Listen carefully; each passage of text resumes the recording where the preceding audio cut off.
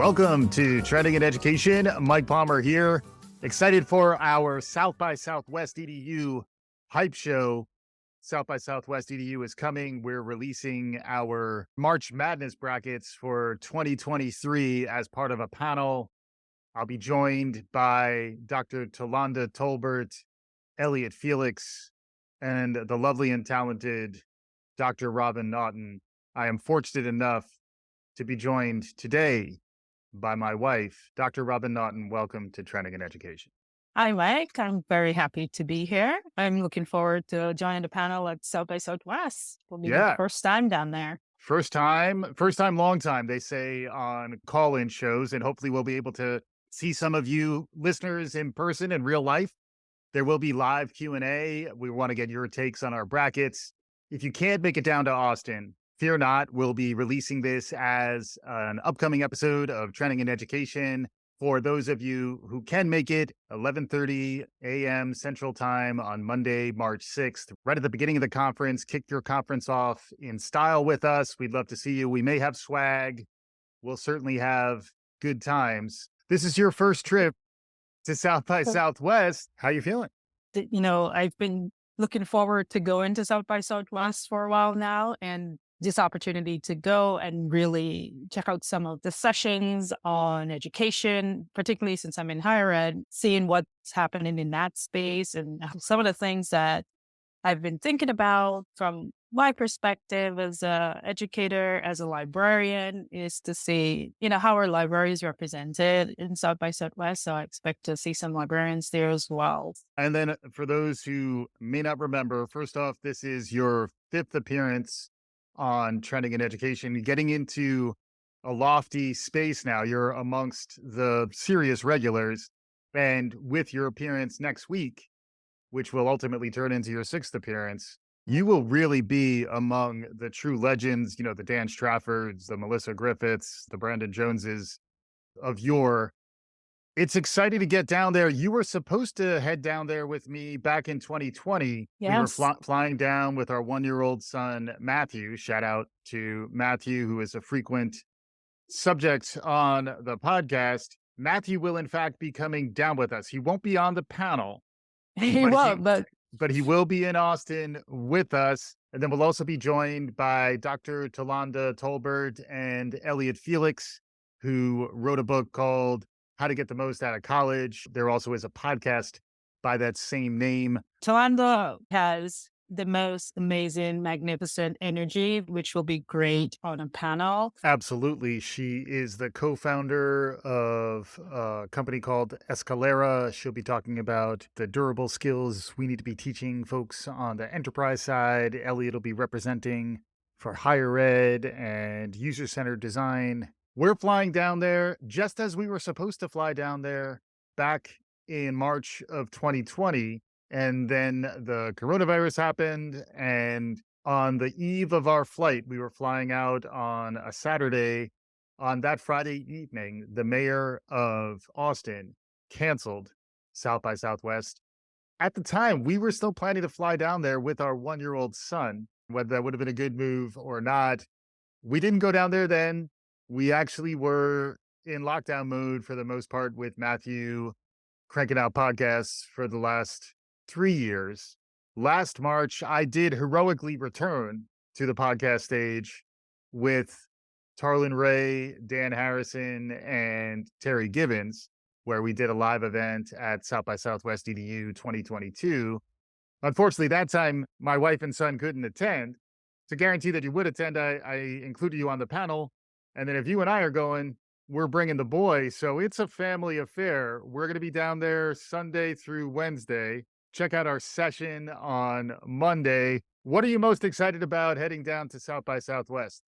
First of all, I'm very excited to be on the panel. I have not been on a panel like this before, and to be on a panel at South by Southwest talking about education and the trends that we're seeing in education will be amazing. Since it's my first time going to South by Southwest EDU, I'm looking forward to seeing, as a librarian, it'd be great to see what librarians are doing, but just what's happening in the education landscape overall. So it's very exciting. Also, bringing a 4-year-old to Austin is going to be its own level of fun. So I think he might enjoy it a lot more now than he would have back in 2020. So we'll Yeah. see how it goes. Yeah, and be on the lookout if you are hosting any early childhood development sessions.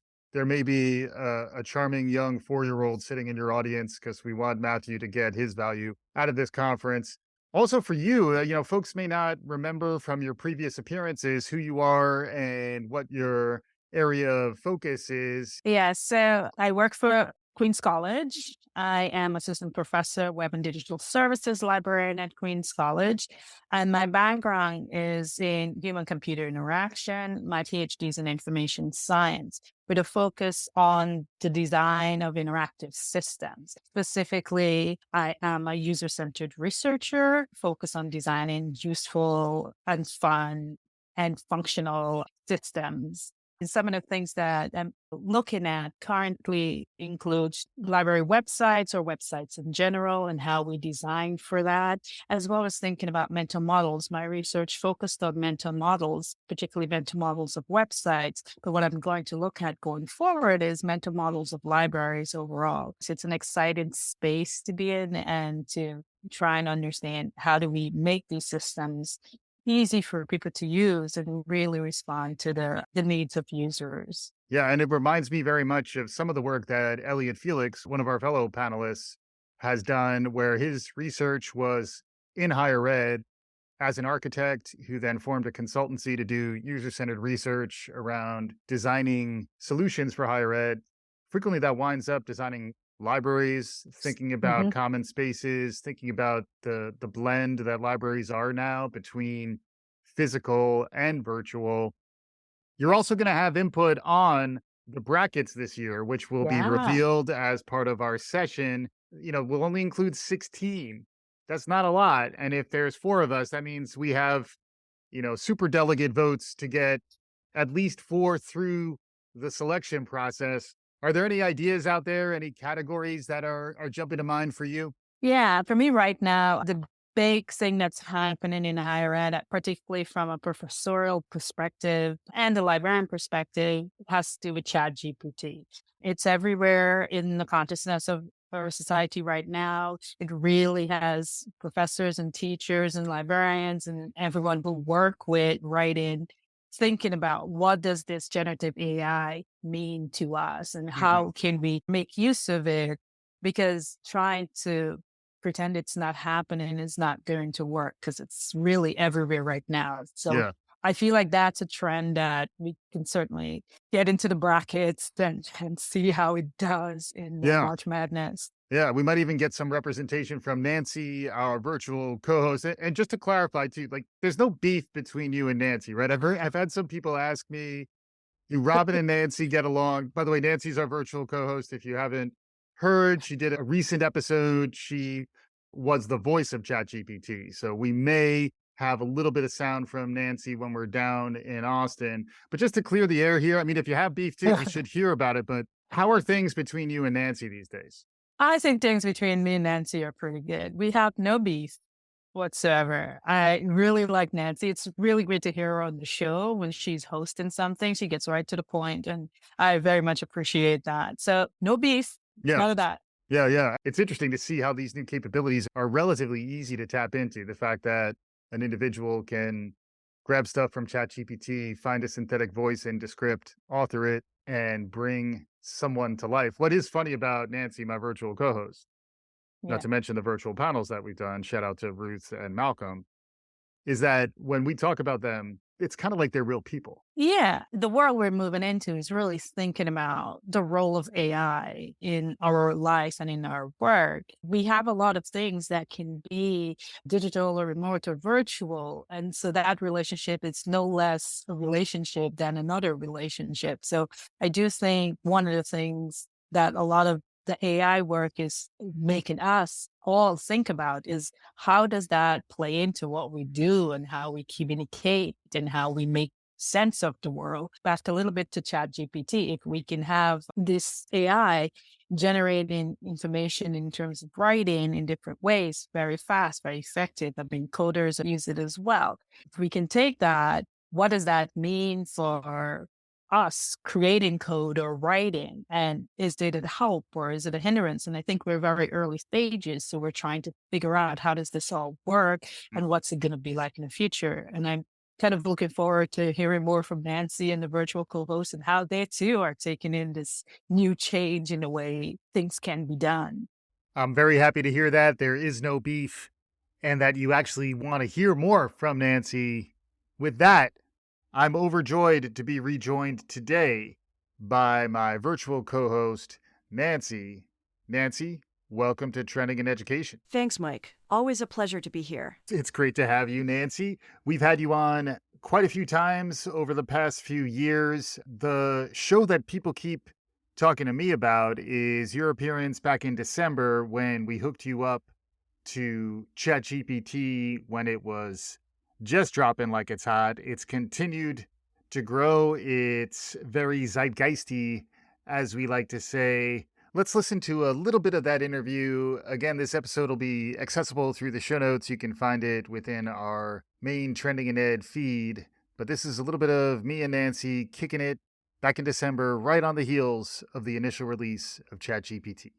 I have to admit I'm a little nervous today. So far I've only been speaking as Nancy. Today I'm the voice of GPT, which some might claim is the voice of the future. Well, I got to say, I can't really blame you, Nancy. It is a bit of an awesome responsibility to be representing for Chat GPT, but I think you're up to the challenge. Before we dive into this in some depth and think about the learning implications, let's begin with a general definition. Since you're tapped into Chat GPT, you can provide a definition of what it is in its own words. What is Chat GPT? ChatGPT is a large language model trained by OpenAI. It is a machine learning model that has been trained to generate human-like text based on the input it receives. Its purpose is to assist users by providing answers to their questions to the best of its ability, based on the information and knowledge it has been trained on.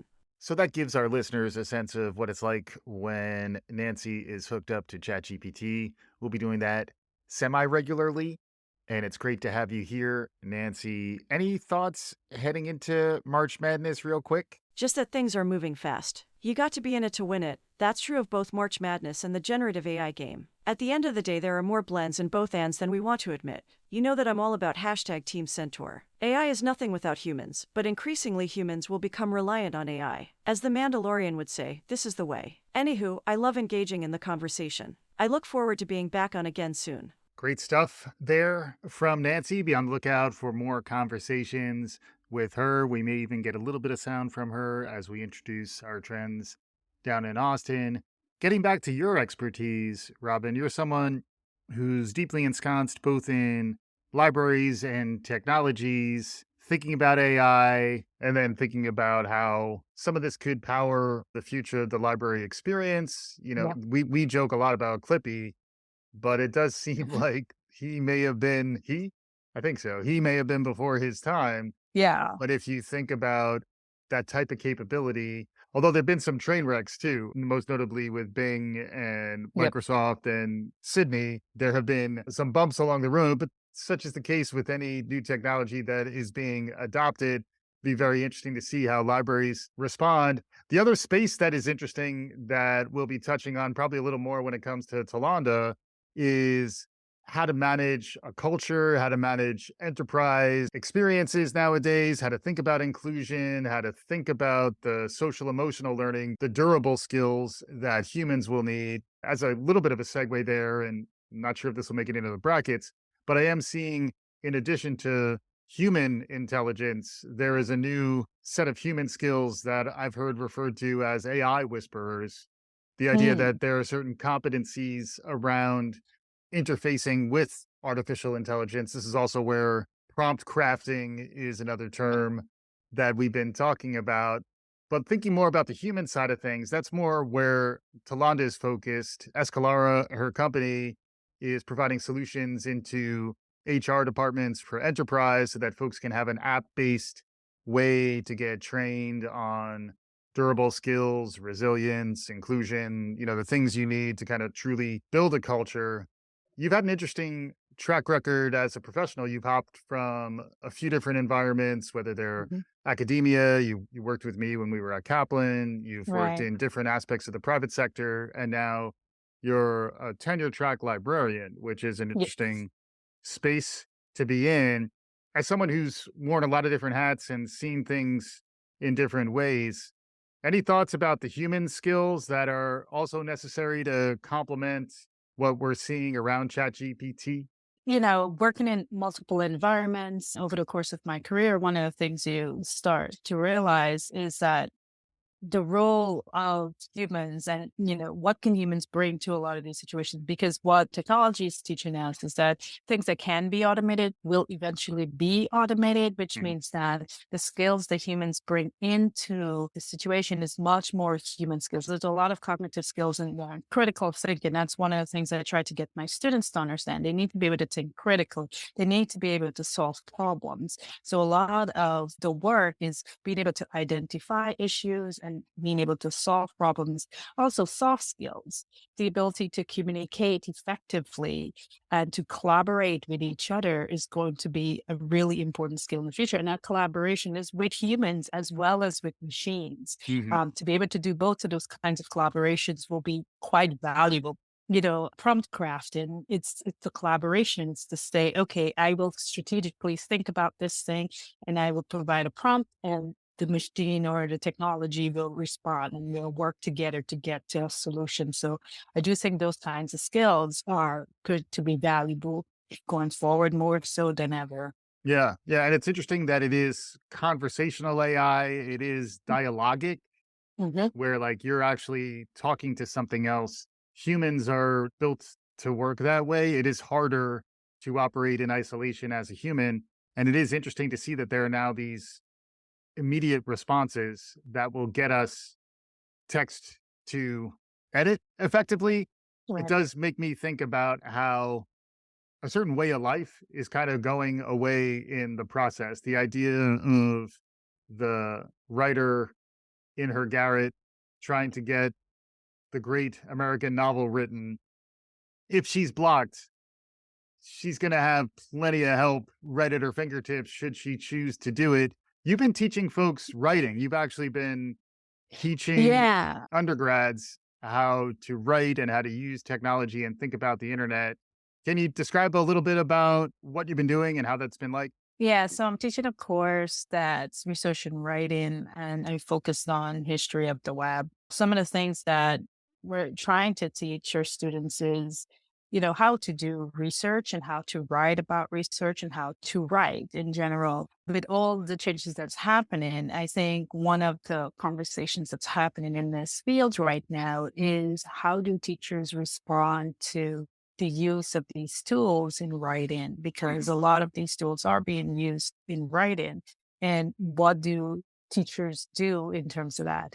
For my class, we are talking about these technologies and trying to figure out, how do they work and what is the role in the writing for that.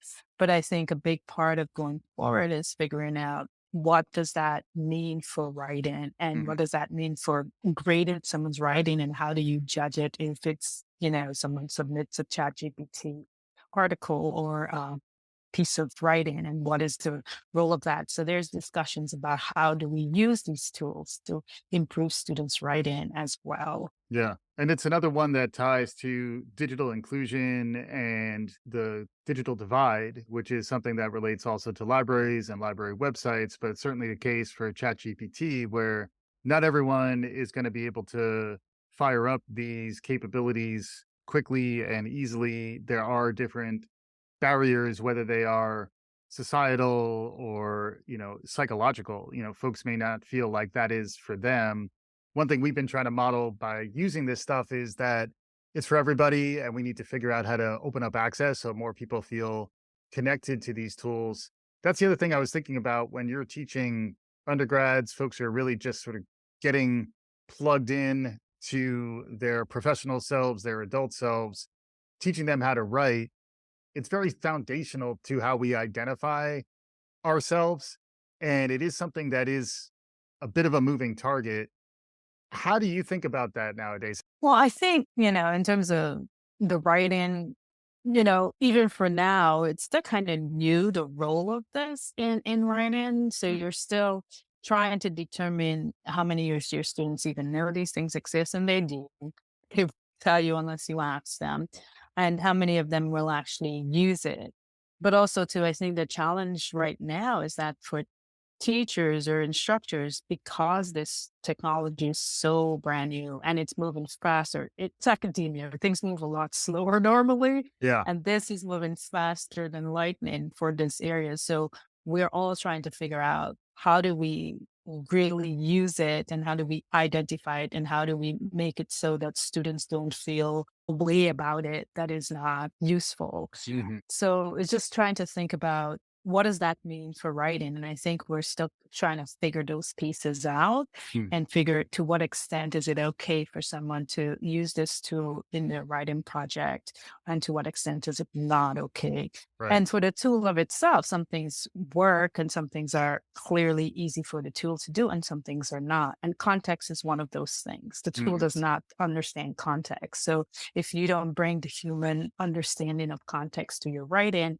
then it's still kind of disjointed and separate. Yeah. We don't have kids write essays to become good at writing essays. We have them write essays to learn how to think, to learn Yeah. the critical thinking and to learn the other skills. The next step in that argument is that rather than an essay or an essay that I wrote myself, maybe the outputs that we're going to expect from kids and from all of us really will ultimately be changing. I just saw an article today that was comparing the intellectual revolution powered by this generation of AI to that of the Enlightenment, that we haven't seen an intellectual revolution really since then. One of the things I will add to this is that what it's forcing. What are our goals? Because what it's basically saying is that we can write some stuff, but what are our goals? What are we trying to teach students? Mm. Are we trying to teach them how to think? Are we trying to teach them how to understand problems, solve problems,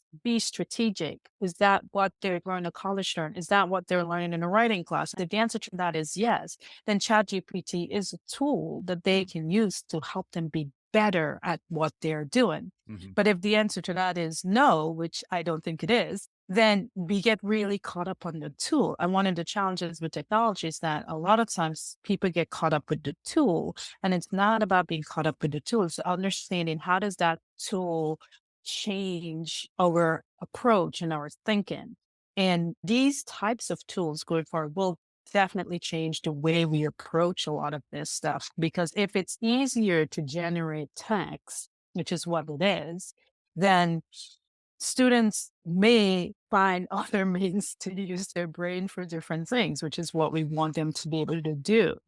And so we need to get to that place where we understand that is a challenge and that is a change in mindset that's happening right now. It is a paradigm shift, to use that terminology. It is a shift in mindset in the way we teach and the way we think of the outcomes of teaching and what we expect of our students. And from my perspective, I want them to learn how to think and to be critical thinkers and to be able to, if presented with these opportunities, this is not going to be the last tool that does this.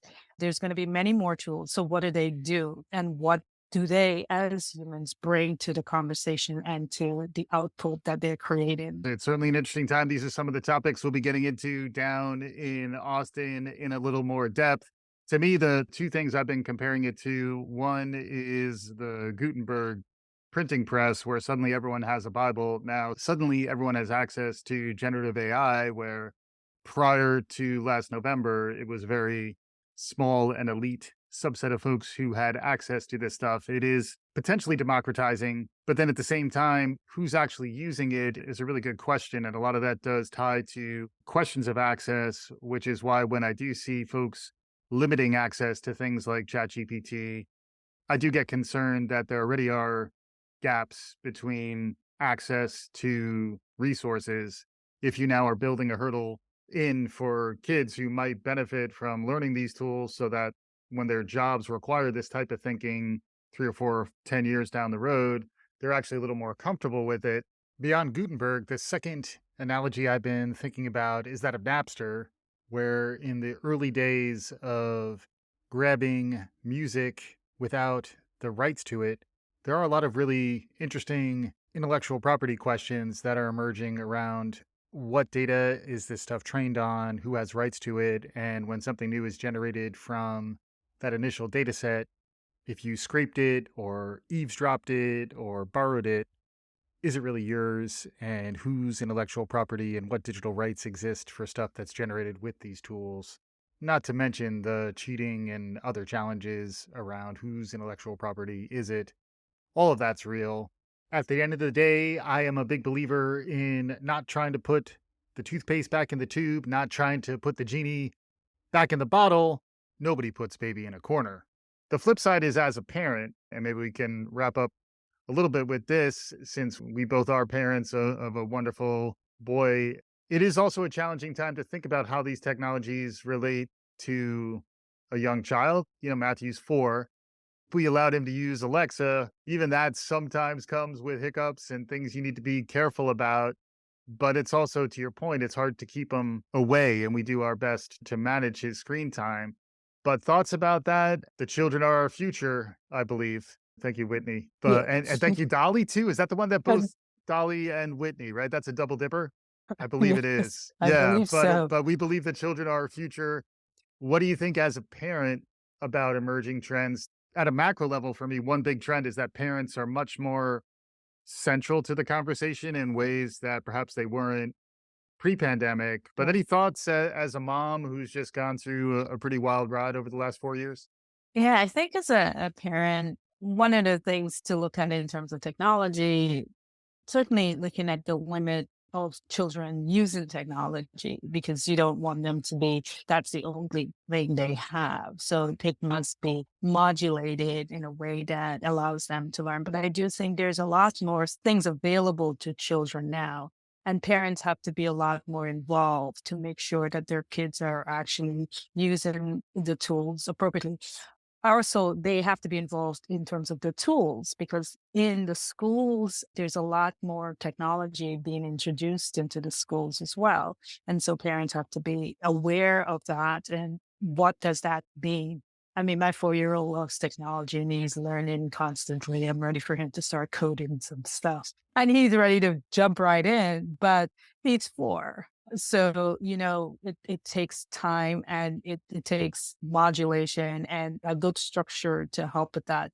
But I do see going forward that there's so much out there now for parents and so much that they can do and they can look into. And, I've spent time just trying to figure out what's available and what can kids do and what can they learn and what works for them and what's actually good for them and what's not. So Yeah, I do think there's a lot more to talk on that front, particularly when you think about education and having access. And now there's no more snow days. So that means that they're unlocked right. when it snows. So Yeah. you have to be ready to have a student, young child who's doing the virtual school. So that's something else for parents to think about. Yeah, or choose to keep them out of virtual school to go sleigh riding. Like Yeah, it's all trade-offs exactly. and decisions. And to me, it all comes back to everything I needed to know I learned in kindergarten, the Robert Fulghum book from back in the day. Matthew's in pre-K, so I'm going to extend it to up through kindergarten. But there's a lot for us to learn as parents when being around kids, and then in particular being around the types of educational environments that we provide for kids at that young age, when really they just need to feel a sense of community, feel a sense of trust, and build some friendships and relationships. It's important to remember that. I think we've all been reminded of that over the past few years. This speaks back to the social emotional side. Mhm. We need to be in community with others who are right there with us. Like, it is a human need, a sense of belonging and connection. It's why conferences are coming back too. Like, we need to just get together and feel that sense of connection as things are increasingly isolating and lonely for folks at Yeah. times. So I feel very fortunate and blessed to have been on this ride with you with our 4-year-old. We are even going to be bringing his grandmother down with us. It's going to be an exciting trip to South by Southwest EDU. I couldn't think of anyone better than you to be with me on the ride. Robin, thanks so much for joining me on today's episode. Oh, thank you. I'm so excited and it's going to be a lot of fun and I'm looking forward to it. Yeah, and if you see us down there, say hello. We are friendly. We are also parents of a 4-year-old, so forgive us if we are suddenly running somewhere. All of a sudden, it's going to be an amazing trip. Really looking forward to the panel with Elliot Felix and Talanda Tolbert. Join us if you can, 11:30 a.m. Monday, March 6th. We'll be there on the podcast stage, kicking it off in style. We'll be back soon with more regular episodes of Trending in Ed, and down the road, you'll be hearing everything from South by Southwest if you don't make it with us. Thanks as always for listening. Remember to subscribe, write reviews, tell your friends. This is Trending in Ed. Thank you for listening.